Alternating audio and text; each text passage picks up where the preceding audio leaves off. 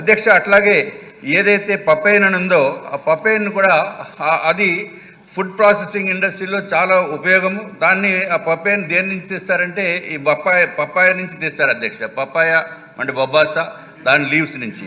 ఆ food processing ఇండస్ట్రీలోని, cosmetic ఇండస్ట్రీలోని, అది ఒకటే కాకుండా ఫార్మసీ ఇండస్ట్రీలో, అది కాకుండా టెక్స్టైల్ ఇండస్ట్రీలో కూడా ఉంది అధ్యక్ష.